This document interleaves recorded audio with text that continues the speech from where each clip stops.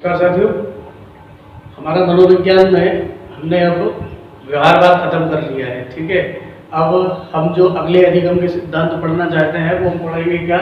गेस्टाल्टवादी अधिगम सिद्धांत या गेस्टाल्टवादी उपागम की चर्चा हम करेंगे।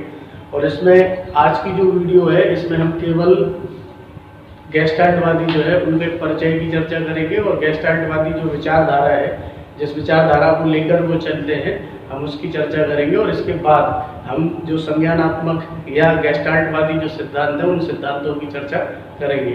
तो आज हम इनका परिचय देखेंगे, इनकी विचारधारा देखेंगे और पूरे इन दोनों के बीच व्यवहारवाद जो हमने पढ़ा है वो और जो गेस्टाल्टवाद है इन दोनों के बीच अंतर क्या है उन अंतरों की चर्चा करेंगे। और शैक्षिक उपादेयता इनकी क्या है इसकी चर्चा हम आज के इस बिंदु में करेंगे। ठीक है, तो देखो हम शुरू करते हैं क्या? गेस्टाल्टवाद। ठीक, तो सबसे पहली बात तो ये आती है कि ये जो गेस्टाल्ट शब्द है इस गेस्टाल्ट का मतलब क्या है। ठीक है, तो ये जो गेस्टाल्ट शब्द है ये गेस्टाल्ट का मतलब क्या है? तो गेस्टाल्ट अगर शब्द की चर्चा करें तो ये गेस्टाल्ट शब्द है, ये शब्द क्या है? एक जर्मन भाषा का शब्द है। कौन सी भाषा का शब्द है? जर्मन भाषा का शब्द है ये। कौन सा? गेस्टाल्ट। ठीक है, वाद किसे कहते हैं ये मैंने आपको बता दिया था। वाद का मतलब होता है एक विचारधारा। तो गेस्टाल्ट वाद का मतलब हुआ गेस्टाल्ट विचारधारा। और ये जो गेस्टाल्ट शब्द है इस शब्द का मतलब है क्या? समग्रता। इस शब्द का मतलब क्या है? समग्रता। दूसरा, इस शब्द का जो मतलब है वो क्या है? पूर्णता, या इसको पूर्णाकार भी कह सकते हैं। पूर्णाकार, पूर्णाकार। इसको समावयव भी कहते हैं, समावयव। ठीक है, और इनके जो देखो या तो कहें क्या?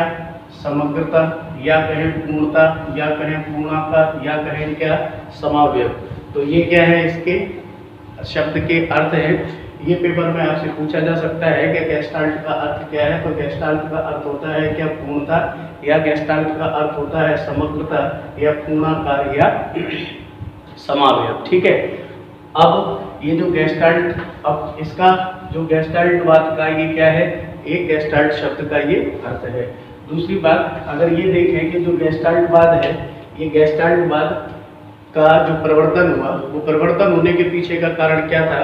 तो अगर हम इसके परिवर्तन की बात करें, गेस्टाल्टवाद के परिवर्तन की अगर हम बात करें तो जो परिवर्तन हुआ वो परिवर्तन हुआ जो व्यवहारवादी, जो क्या है? व्यवहारवादी अवधारणा है। व्यवहारवादी अवधारणा। कौन सी व्यवहारवादी अवधारणा? अधिगम की जो व्यवहारवादी अवधारणा है। और इस व्यवहारवादी अवधारणा में इन लोगों का, व्यवहारवादियों का अधिगम के क्षेत्र में ये मानना है कि इन्होंने एक सिद्धांत दिया है जिसको कहा जाता है क्या? अणुवादी सिद्धांत। तो जो व्यवहारवादी अवधारणा है कौन सी? अणुवादी। तो इस अणुवादी अवधारणा के विरोध में, इस अणुवादी अवधारणा के विरोध में क्या हुआ है? गेस्टाल्टवाद का प्रवर्तन हुआ है। और ये जो अणुवादी है और ये इसका जस्ट अपोजिट है, आपको समझ आ रहा होगा। यहाँ पर हमने ये देखा है व्यवहारवाद में कि व्यवहारवाद में अंश से पूर्ण की ओर चला जाता है। अंश से काय की ओर? पूर्ण की ओर। यानी किसी भी समस्या को क्या होता है? टुकड़ों में बांट लिया जाता है और उन टुकड़ों के माध्यम से पूर्णता की ओर बढ़ा जाता है। तो ये अणु मतलब किसी एक को टुकड़ों टुकड़ों में तोड़कर ऐसी अवधारणा को कहा जाता है क्या? अणुवादी, जिसकी चर्चा हमने कर ली है। तो अणुवादी जो विचारधारा है इस अणुवादी विचारधारा के विरोध स्वरूप क्या हुआ है? गेस्टाल्ट या समग्रवाद की विचारधारा का प्रवर्तन हुआ है। और यहाँ पर अगर हम ये देखें कि यहाँ पर जो मनोवैज्ञानिक हैं वो मनोवैज्ञानिक कौन कौन से हैं जो इस अवधारणा को क्या देते हैं? बल देते हैं। कौन सी अवधारणा को? समग्रवाद की अवधारणा को। तो यहाँ पर तीन मनोवैज्ञानिकों के क्या आते हैं? नाम आते हैं। ठीक है, तो यहाँ पर जो पहला नाम है वो नाम आता है किसका? तो जो पहला नाम आता है वो नाम आता है मैक्स वर्दाइमर का। वो नाम किसका आता है? मैक्स वर्दाइमर का। ठीक है, इसके बाद जो दूसरा नाम आता है वो आता है किसका? कोफका का। और जो तीसरा नाम आता है वो नाम आता है किसका, कोलर का। ठीक है, तो ये 3 नाम इसमें महत्वपूर्ण है, आपको याद रखना है कि इस संप्रदाय के जो संस्थापक हैं, जैसे हमने व्यवहारवादियों में पढ़ा था क्या, वॉटसन, वैसे गेस्टाल्टवादियों में है कौन, मैक्स वर्दाइमर। तो हम कह सकते हैं कि मैक्स वर्दाइमर इस संप्रदाय के, कौन से संप्रदाय के, तो हम कहेंगे कि गेस्टाल्टवाद जो संप्रदाय है, इस संप्रदाय के क्या हैं, ये संस्थापक हैं। ठीक है, तो गेस्टाल्टवाद के संस्थापक कौन है, तो हम कहेंगे मैक्स वर्दाइमर। जो कोलर है, इस कोलर ने इसको क्या बनाया, गेस्टाल्टवाद को लोकप्रिय बनाया। और ये कैसे लोकप्रिय बनाया, इसकी चर्चा हम इसके सिद्धांत में करेंगे। तो वैसे ही नाम आता है किसका, कोफका का और मैक्स वर्दाइमर का। ठीक है, तो अगर ये पूछा जाए कि इस संप्रदाय के संस्थापक कौन है, तो इस संप्रदाय के संस्थापक कौन है, मैक्स वर्दाइमर है, और कोफका और कोलर इसके क्या है, समर्थक हैं। ठीक है, इसके क्या है, समर्थक। ठीक, तो ये 3 नाम आपको याद रखना है, किसको लेकर, गेस्टाल्टवाद को लेकर।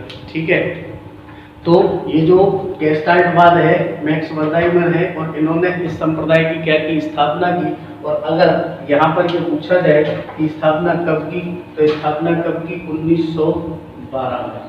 स्थापना कब की, 1912 में। 1912 में संप्रदाय की क्या हुई, स्थापना हुई, या फिर यूं कह सकते हैं कि 20वीं सदी के पूर्वार्ध में, या फिर ये कहा जा सकता है कि 20वीं सदी के पूर्वार्ध में।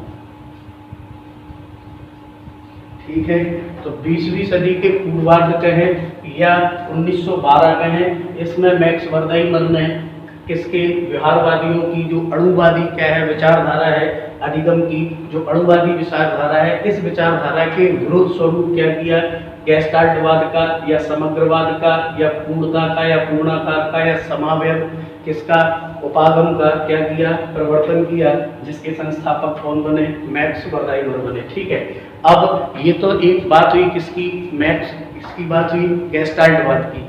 दूसरी बात जो सबसे ज़्यादा महत्वपूर्ण है वो ये है कि ये जो व्यवहारवाद है और गेस्टाल्टवाद है, इन दोनों के बीच अंतर क्या है, इन दोनों के बीच अंतर क्या है।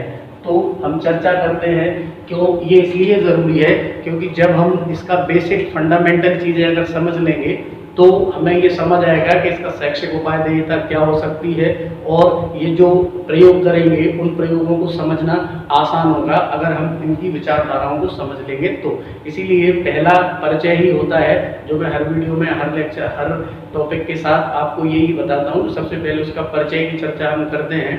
तो यहाँ पर इन दोनों के बीच अगर अंतर की बात की जाए तो पहला जो अंतर है, जो पहला अंतर है वो पहला अंतर क्या है, पहला अंतर ये है कि गेस्टाल्टवाद जो, गेस्टाल्टवादी जो है, ये गेस्टाल्टवादी मानते हैं कि अधिगम एक क्या है, मानसिक प्रक्रिया है।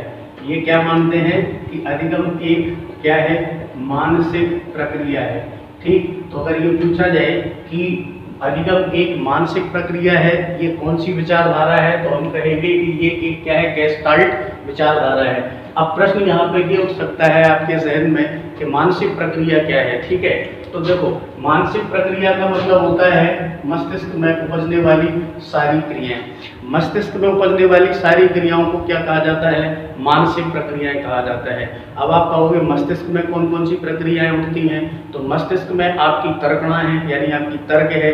ठीक है, आपकी तर्क है काय के अंदर, मानसिक प्रक्रिया के अंदर। आपकी कल्पना है काय के अंदर, मानसिक प्रक्रिया के अंदर। आपकी रचनात्मकता है काय के अंदर, मानसिक प्रक्रिया के अंदर। आपकी मनोवृत्तियां हो सकती हैं काय के अंदर, मानसिक प्रक्रिया के अंदर।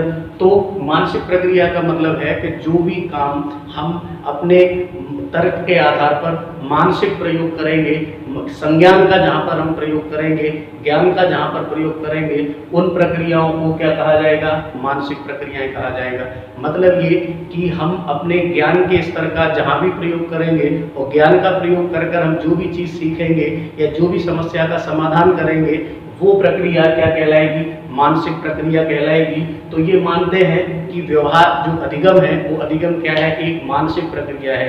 यही अगर हम व्यवहारवादियों की बात करें तो व्यवहारवादी मानते हैं कि अधिगम क्या है, एक यंत्रवत होने वाली प्रक्रिया है।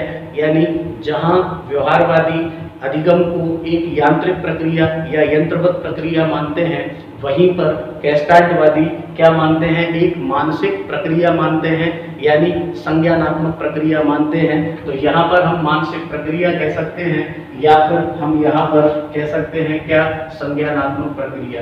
तो मानसिक कहें या संज्ञानात्मक कहें, ठीक है। तो हम कह सकते हैं कि अधिगम एक मानसिक या संज्ञानात्मक प्रक्रिया है। ये कौन मानता है, तो ये मानते हैं कौन, गेस्टाल्टवादी। और अगर ये कहें कि अधिगम एक यंत्रवत प्रक्रिया है, ये कौन सी विचारधारा है, तो ये विचारधारा है कौन सी, व्यवहारवाद की विचारधारा है, ठीक है। दूसरी बात देखो, दूसरा ये क्या मानते हैं अधिगम के बारे में, दूसरा ये मानते हैं कि जो अधिगम होता है वो अधिगम कैसा होता है, अचानक होता है। जो अधिगम होता है ये कहते हैं कि अधिगम कैसा होता है, अचानक होता है। या फिर हम यहाँ पर कह सकते हैं कि अधिगम कैसा होता है, औचक होता है। एक ही बात है, अचानक होता है अधिगम। अब अचानक अधिगम का क्या मतलब है, मतलब ये कि जैसा व्यवहारवादी मान के चलते हैं, व्यवहारवादी कहते हैं कि अधिगम धीरे धीरे होने वाली क्या है, प्रक्रिया है। पहले व्यक्ति कई प्रयास करता है, उन प्रयासों में से कई प्रयास असफल होते हैं जिनमें त्रुटियां करता है, फिर धीरे धीरे उन त्रुटियों की संख्या कम होती जाती है और अंत में जाकर कोई एक सफल प्रयास होता है और उस सफल प्रयास से उसमें क्या हो जाता है, अधिगम हो जाता है। तो वो मानते हैं कि अधिगम कैसा होता है, धीरे धीरे होता है। लेकिन यहाँ पर जो गेस्टाल्टवादी हैं वो गेस्टाल्टवादी मानते हैं कि अधिगम कैसा होता है, अचानक होता है। अचानक कैसे होता है, तो वो ये बताते हैं कि जो अधिगम है उस अधिगम में हम किसी भी समस्या को किसी व्यक्ति के, किसी प्राणी के सामने जब हम किसी समस्या को रखते हैं तो वो समस्या उसके सामने, उस समस्या का समाधान करना एक लक्ष्य के रूप में उस व्यक्ति के समक्ष या उस प्राणी के समक्ष क्या होता है, उपस्थित होता है। जब उस समस्या का समाधान ढूंढने के लिए किसी व्यक्ति के अंदर प्रतिक्रिया करता है, उस समस्या के समाधान के लिए अपनी प्रतिक्रियाएं करता है, तो क्या होता है, उसमें बाधाएं पैदा होती हैं। और जब बाधाएं पैदा होती हैं तो इन बाधाओं से उस व्यक्ति, उस प्राणी के अंदर एक तनाव पैदा होता है। और जब तनाव पैदा होता है तो व्यक्ति उस परिस्थिति के लिए क्या करता है, समझने की कोशिश करता है। और जब समझने की कोशिश करता है, अपनी सूझ लगाता है, अपनी तर्क लगाता है, तब उस व्यक्ति में अचानक एक किसका, संज्ञान का, एक ज्ञान का, एक सूझ का, एक अंतर्दृष्टि का क्या होता है, विकास होता है। और वो अंतर्दृष्टि या हम कहें कि वो सूझ उसको क्या दिला देती है, समाधान दिला देती है, समस्या को क्या करा देती है, सॉल्व आउट करा देती है। तो ये कैसा होता है, अचानक होता है। इसको हम ऐसे समझ सकते हैं कि अगर हमारे समक्ष कोई समस्या आती है, हम लगातार उस समस्या को सॉल्व करने की अगर हम कोशिश करेंगे तो ऐसा होगा कि जब हम उसको सॉल्व नहीं कर पाएंगे तो इसका मतलब होगा कि कुछ बाधाएं हैं जो हमें उस समस्याओं को सॉल्व करने में हमें क्या कर रही है, बाधा पैदा कर रही है, बाधित कर रही है। फिर हम क्या करेंगे, रुक जाएंगे, सोचेंगे, बैठ जाएंगे और फिर हम महसूस करेंगे कि हम इस समस्या को किस तरीके से क्या कर सकते हैं, सॉल्व कर सकते हैं। फिर हम यंत्रवत नहीं कर रहे हैं, शारीरिक रूप से नहीं कर रहे हैं। अगर हमने पहले शारीरिक रूप से कर लिया है और अगर वो सॉल्व हो गया है तो व्यवहारवादी क्रिया हो गई। लेकिन हम शारीरिक रूप से जब हम लगातार किए जा रहे हैं और समस्या का समाधान नहीं मिला है तो हम बैठ के क्या करते हैं, उसके बारे में सोचना शुरू कर देते हैं। और जब हम सोचना शुरू कर देते हैं तो हमारे मस्तिष्क में एक सूझ जन्म लेती है अचानक, और हम फिर उस समस्या को जब दोबारा सॉल्व करने की कोशिश करते हैं तो हमें समाधान मिल जाता है। तो ये मानते हैं कि जो अधिगम होता है वो अधिगम कैसे होता है, अचानक होता है, या कहते हैं क्या, औचक होता है। वहीं पर जो व्यवहारवादी हैं वो व्यवहारवादी मानते हैं कि अधिगम कैसे होता है, धीरे धीरे होता है और यंत्रवत होता है। तीसरी बात यहाँ पर जो है अंतर की, वो तीसरी बात ये है कि ये जो अधिगम के लिए ये मानते हैं कि अधिगम केवल किसमें होता है, मानवों में होता है। तो एक अंतर ये भी है कि ये मानते हैं व्यवहारवादी कि जो अधिगम होता है वो अधिगम केवल मानवों में यानी हम लोगों में होता है, पशुओं में अधिगम नहीं होता। जबकि व्यवहारवादी ये मान के चलते हैं कि जो अधिगम होता है वो अधिगम पशुओं में और मानवों में, दोनों में ये अधिगम होता है। तो एक अंतर ये भी है और इसको ज़्यादा समझाने की ज़रूरत नहीं है। ये बस इतना मानते हैं कि जो अधिगम होता है वो किस में होता है, मानवों में होता है, जबकि जो व्यवहारवादी हैं वो ये मानते हैं कि जो अधिगम होता है वो पशुओं में भी होता है और मानवों में भी होता है। ठीक, चौथा जो अंतर है यहाँ पर, चौथे अंतर की जब हम बात करें तो यहाँ पर जो गेस्टाल्टवाद है वो गेस्टाल्टवाद प्रत्यक्षीकरण पर बल देता है। किस पर बल देता है?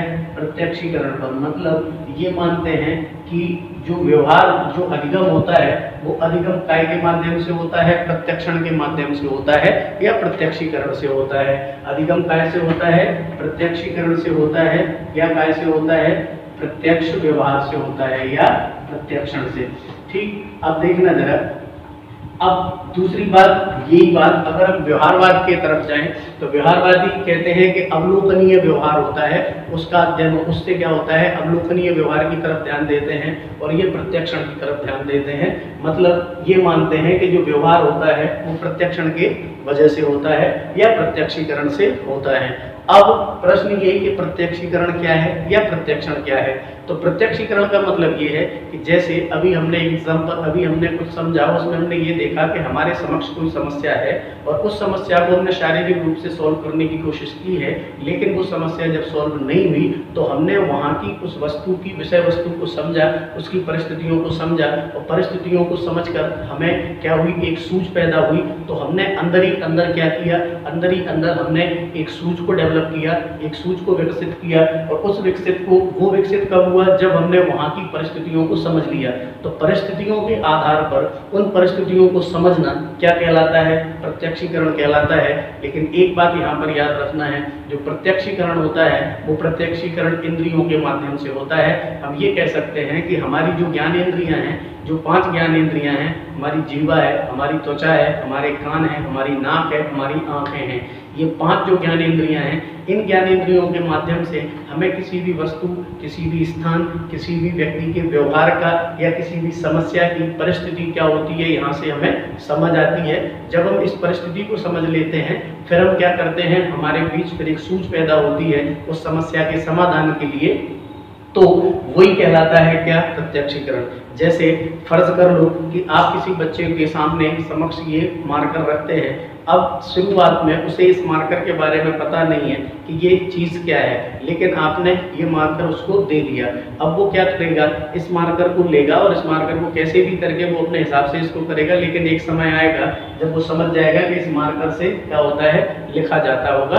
तो ये उसने क्या कर लिया, इस मार्कर को समझ लिया, इस मार्कर के संबंध में अपनी सूझ को विकसित कर लिया कि ये एक ऐसी वस्तु है जिसके माध्यम से क्या किया जा सकता है, लिखा जा सकता है। दूसरा एग्जाम्पल अगर हम देखें कि आप बच्चों को, आपने देखा होगा, अगर आप आईने के सामने बच्चों को खड़ा करते हैं तो शुरुआती दौर में जब उसको आईना दिखाया जाता है तो उसमें उसे चेहरा दिखता है, और जब चेहरा दिखता है तो उसको मारने, पीटने और हंसता है उसको देखकर, क्योंकि उसके बारे में भी उसका प्रत्यक्षीकरण नहीं हुआ है कि ये चीज़ क्या है और ये क्यों उपयोग में लाई जा रही है। लेकिन धीरे धीरे धीरे धीरे उसके समक्ष वो एक समस्या होती है कि ये है क्या, लेकिन धीरे धीरे धीरे धीरे उसके संबंध में, उसके मस्तिष्क में एक सूझ विकसित होती है और उसको समझ आता है कि ये एक ऐसी वस्तु है जिसमें हम अपना प्रतिबिंब क्या कर सकते हैं, देख सकते हैं।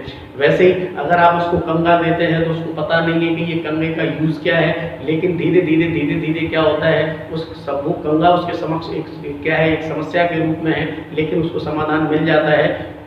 तो वो क्या करने लगता है, उसको समझ आने लगता है कि ये कंघा बाल निकालने के लिए है। ठीक ऐसे ही सारी चीज़ें जो उसके समक्ष होती हैं, जो समस्याओं के रूप में उपस्थित होती हैं, उसको समझना अपने इंद्रियों के माध्यम से क्या कहलाता है, प्रत्यक्षीकरण कहलाता है। फिर आप ये कहोगे कि जहाँ पर हम बात कर रहे हैं त्वचा की, जहाँ पर हम बात कर रहे हैं नासिका की, जहाँ पर हम बात कर रहे हैं आंखों की, जहाँ पर हम बात कर रहे हैं किसकी, जीवा की, जो हमारी 5 ज्ञानेंद्रियां हैं, तो यहाँ पर मस्तिष्क का काम क्या हुआ। मस्तिष्क का काम आप बहुत अच्छे से समझते हैं कि हमारी ज्ञानेंद्रियां ही संकेत देती हैं किसको, मस्तिष्क को, और मानसिक रूप से फिर हम क्या करते हैं, उस चीज़ को क्या करते हैं, निर्णय लेते हैं किसी भी समस्या को समाधान करने के लिए। तो हम ज्ञानेंद्रियों से हम ये कह सकते हैं कि ज्ञानेंद्रियों के अनुभव द्वारा अर्जित किया गया जो ज्ञान होता है, या ज्ञानेंद्रियों के द्वारा अर्जित की गई जो सूझ होती है, जो विकसित की गई सूझ होती है, वही सूझ क्या कहलाती है, प्रत्यक्षीकरण कहलाती है। तो ये मानते हैं गेस्टाल्टवादी के जो अधिगम होता है वो कैसे होता है, प्रत्यक्षीकरण की क्रिया के द्वारा होता है। अगली बात, यहाँ पर जो 5वीं बात अगर हम देखें तो यहाँ पर ये क्या करते हैं, ये अधिगम को ये जो समस्या है उस समस्या के समग्र रूप पर क्या करते हैं, फोकस करते हैं। इनका जो ध्यान होता है वो समग्रता की ओर होता है। मतलब जहाँ पर व्यवहारवादी बात करते हैं किसकी, अणुवादी सिद्धांत की, उसको टुकड़ों में खंडों में तोड़ने की बात करते हैं, वहीं पर गेस्टाल्टवादी क्या करते हैं, समस्या को समग्र रूप में क्या रखते हैं, उपस्थित रखते हैं। और उनका ये मानना होता है कि समस्या को पूर्ण रूप में रखा जाता है और पूर्ण रूप में रखे जाने के बाद अपनी समस्या का समाधान क्या होता है, अधिगमकर्ता कर लेता है। तो ये समग्रता पर क्या देते हैं, बल देते हैं। ठीक है, कौन, गेस्टाल्टवादी। और व्यवहारवादी काय पर बल देते हैं, अंश की तरफ बल देते हैं, या फिर अणुवादी सिद्धांत की तरफ क्या देते हैं, बल देते हैं। तो एक अंतर ये है। छठवें अंतर की अगर हम बात करें तो इनके जो सिद्धांत हैं उन सिद्धांतों को संज्ञानवादी सिद्धांत कहा जाता है। क्या, संज्ञानवादी सिद्धांत कहा जाता है, या फिर संज्ञान क्षेत्रवादी सिद्धांत इनको कहा जाता है। वहीं पर हम बात करें किसकी, व्यवहारवादी सिद्धांतों की, तो उनको साहचर्यवादी सिद्धांत कहा जाता है, अनुबंधनवादी सिद्धांत कहा जाता है। किनको, व्यवहारवादी सिद्धांतों को। तो जहाँ पर व्यवहारवादी सिद्धांतों की बात आती है तो व्यवहारवादी सिद्धांत जहाँ पर अनुबंधनवादी साहचर्यवादी सिद्धांत कहलाते हैं, वहीं पर गेस्टाल्टवादी जो सिद्धांत हैं वो सिद्धांत संज्ञानवादी सिद्धांत कहलाते हैं। ठीक है, तो ये क्या है, इनके बीच पाए जाने वाले अंतर हैं।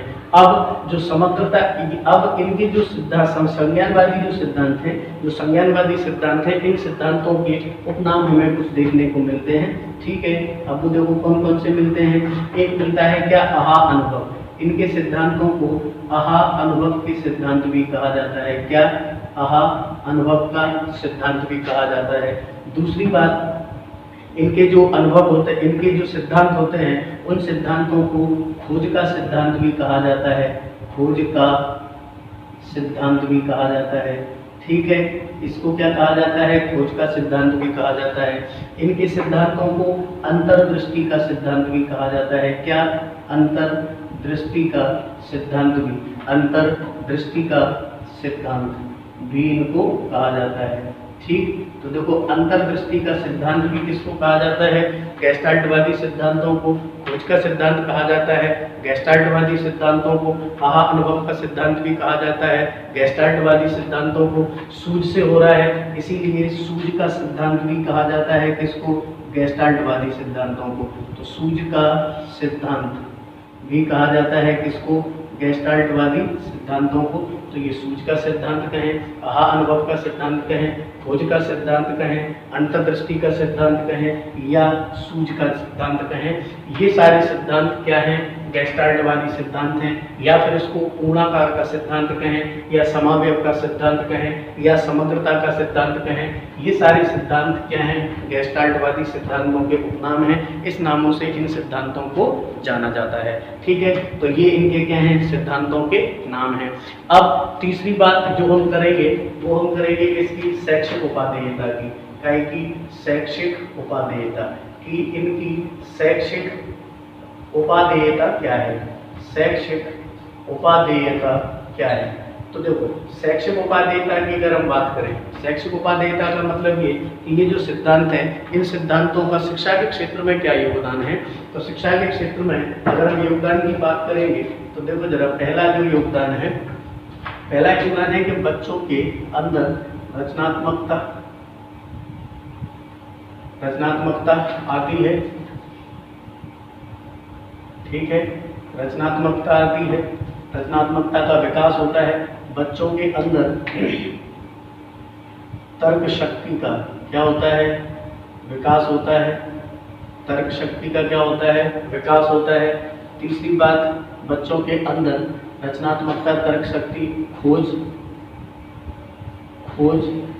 को बढ़ावा मिलता है। उनकी जो प्रवृत्ति है, उनकी प्रवृत्ति को, खोज को बढ़ावा मिलता है। अनुसंधानात्मक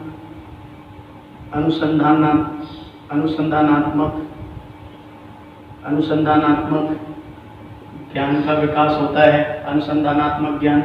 अब इन दोनों के बीच अंतर है, खोज को सर्च कहा जाता है, अनुसंधान को रिसर्च कहा जाता है। इनकी चर्चा हम करेंगे।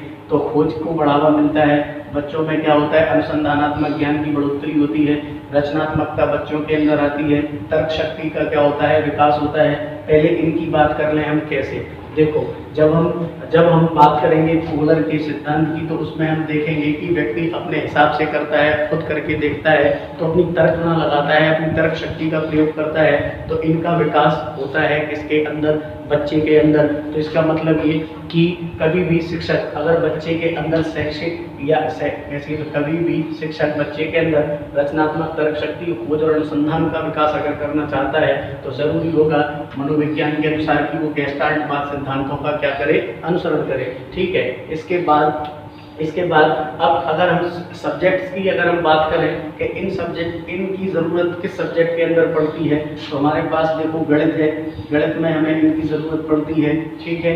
दूसरी बात हमारे पास विज्ञान है, हमें इसमें भी क्या होती है, इसकी ज़रूरत पड़ती है। और तीसरी बात जो भाषाई ज्ञान है, तो यहाँ पर भी हमें क्या पड़ती है, इनकी ज़रूरत पड़ती है। मतलब यहाँ पर इन सब्जेक्ट्स में ज़रूरत पड़ती है किसकी, गेस्टाल्टवादी सिद्धांतों की, मनोविज्ञान के अनुसार। तो यहाँ पर हम ये कह सकते हैं कि ये इसका क्या है, एक शैक्षिक महत्व है। दूसरी बात यहाँ पर अगर हम देखें, तो यहाँ पर ये रटंत विद्या को महत्व नहीं देते, रटंत विद्या को क्या नहीं देते, महत्व नहीं देते। ठीक है। क्यों? क्योंकि ये समझने पर क्या देते हैं, बल देते हैं। ये काय पर बल देते हैं, समझने पर क्या देते हैं, बल देते हैं। ठीक है। समझने पर क्या देते हैं, बल देते हैं। अगली बात अगर हम इसका और शैक्षिक महत्व देखें, तो इसका अगला शैक्षिक महत्व है कि ये हमेशा पूर्ण से जो अंश की ओर, पूर्ण से अंश की ओर जो हमारे पास शिक्षण विधि है, वो शिक्षण विधि गेस्टाल्टवाद की क्या है, आधार। गेस्टाल्टवाद कह सकते हैं कि गेस्टाल्टवाद के आधार पर ही ये क्या है, पूर्ण से अंश की ओर विधि चलती है। ठीक है। और जबकि व्यवहारवादियों में क्या होता है, अंश से पूर्ण की ओर चला जाता है। अगली बात, ये अगली जो विधि है, उस विधि को कहा जाता है स्थूल से सूक्ष्म की ओर, स्थूल से सूक्ष्म की ओर। तो जो स्थूल से सूक्ष्म की ओर जो शिक्षण विधि है, ये भी किस सिद्धांत की वजह से है, किस वाद की वजह से है, तो गेस्टाल्टवाद की वजह से है। ये इसका क्या है, शैक्षिक महत्व है। रटंत विद्या पर कम बल देना, समझने पर अधिक बल देना, पूर्ण से अंश की ओर चलना, स्थूल से सूक्ष्म की ओर चलना, रचनात्मक तर्क शक्ति, खोज अनुसंधान में क्या करना, सहायक सिद्ध होना। तो ये इसका क्या है, शैक्षिक महत्व है। ठीक है। तो ये आपका क्या है, गेस्टाल्टवाद के संबंध में केवल एक परिचय है। इसके बाद यहाँ से पेपर में प्रश्न आते हैं, आप इसको देख लेना, समझ लेना। और उसके बाद फिर हम अगला सिद्धांत, इसमें जो सबसे पॉपुलर जो सिद्धांत है, वो सिद्धांत है क्या, कोहलर का सुल्तान पर किया गया क्या, चिंपांजी पर किया गया क्या, सिद्धांत का चिंपांजी पर किया गया प्रयोग, जिसकी हम चर्चा करेंगे अगली वीडियो में। कोहलर ने किस प्रकार क्या किया, सुल्तान पर प्रयोग किया। ठीक है। जिससे हम और इसको समझने की कोशिश करेंगे। आज आपको अगर इसको ठीक से देखोगे, समझोगे शब्दों को, तो आपको गेस्टाल्टवाद के संबंध में एक समझ विकसित हो जाएगी कि गेस्टाल्टवाद क्या कहना चाहता है और गेस्टाल्टवाद क्या है। ठीक है। तो आज हमने इसका एक परिचय लिया है। अब हम गेस्टाल्टवादी उपागमों की, गेस्टाल्टवादी सिद्धांतों की चर्चा करेंगे। ठीक है। तो मिलेंगे अगले वीडियो में, तब तक के लिए नमस्कार।